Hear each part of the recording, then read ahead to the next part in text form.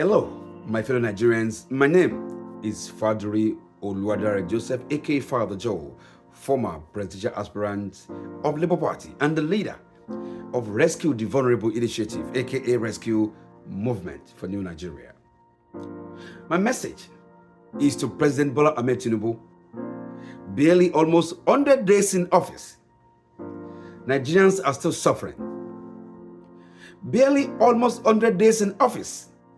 All we have been hearing from Mr. President is promises and promises while the people are out there suffering and suffering and suffering. It took Mr. President 1 day in office to remove subsidy. It took Mr. President less than 30 days to give 70 billion to his political allies. But almost 100 days in office, Mr. President has not been able to do anything for Nigerian people. So many promises of palliative, 8,000, this, that, but Nigerian people are still suffering. There is so much that is still going on out there. Hardship. And every day what we are hearing is fuel increase today, tomorrow, even when Mr. President is claiming that when importation comes to the country, it will reduce the price of petroleum products. But unfortunately, some of those products are coming into the country, and yet instead of decreasing, what we are hearing is rumor of it being increased. Barely almost 100 days in office, Mr. President has not been able to even meet at the center, in the middle, with Labour Congress to fine-tune an increase in salary for average Nigerian workers who share the bulk of this hardship in our country. Almost 100 days in office. We are not even seeing the transportation, helping the transportation system. Almost 100 days in office. Even the power sector are looking into increasing power tariffs. Almost 100 days in office. There is nothing that Nigerian can pinpoint to that shows that end is coming to the hardship. But what we've been seeing is government in, government out, instead shifting, our priority to Niger Republic. It took Mr. President 7 days to declare war with another country. But it couldn't take him 7 days to declare war against hunger in Nigeria and palliative to go out as soon as possible.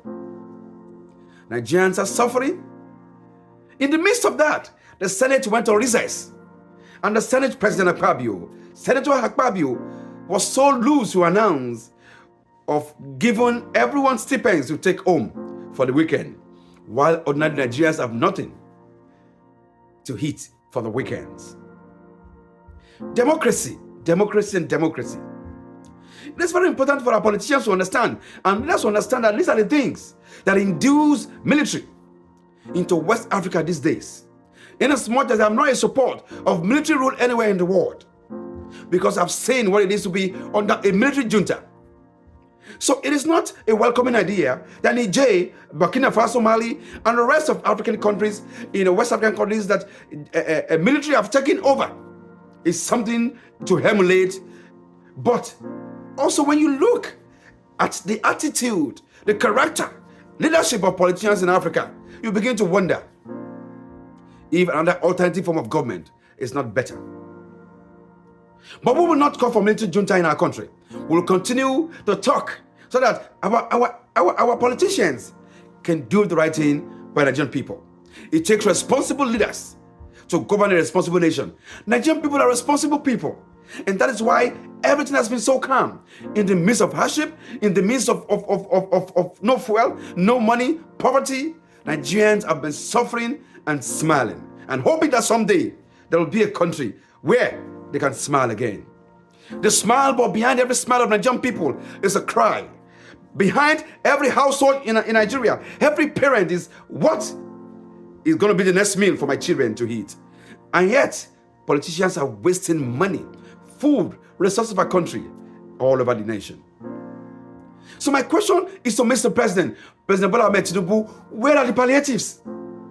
I know you are giving out money to agriculture, to this, to that, but those are long-run effects. In the short run, what are we doing to palliate Nigerian people that are bearing the burden of subsidy? The country have saved trillions of naira. Where are the trillions of naira? What are we doing with putting money in the hands of Nigerian people, not senators who are going home for recess and have been given money, prayers, as Senate President Akpabio puts it. Nigerians are not fooled. And every day, the government is pushing Nigerian from one edge to the other. I hope someday you are not going to put Nigerians to a edge where they have to bounce back. And when the Nigerian people bounce back, that is when the military and everybody begin to go gaga. But I know, because I know that everyone in that country now is suffering. Teachers are suffering, bankers are suffering, police officers is suffering, military officer is suffering, LASMA, everyone, the youth, the children, everyone is suffering from the inability of this government to have a plan. It is shameful that there was no plan in the first place when we were removing subsidy. Almost 100 days later, there are still no good plans that can help Nigerian people get out of this hardship. Journalists in Nigerians have turned to activists. Now, when you open TV, journalists are simply actively, talking on behalf of Nigerian people, even when they are supposed to be reporting the way things are going in our country. Mr. President, whatever you're doing, please remember that the people who put you into office are the ones who are suffering. The people that put every one of you, the senators, the House of Reps into office, they are the people you are not doing anything to cater for their need, whilst you are sharing money, 70 billion, 500 billion every now and then. My call is to Mr. President, what is happening to Nigerian palliatives? The 8,000s, the 1,000, whatever amount you want to give Nigerian people. It is time for something to be done for Nigerian workers. By now, government should have been able to agree on an increase in minimum wage. Not until 4 years. I don't think it took the government less than a day to approve 70 billion for senators. Why is it taking government almost 100 days to approve minimum wage for Nigerian people? Those are the people that put you in office. Mr. President, do everything possible. Nigerians are suffering.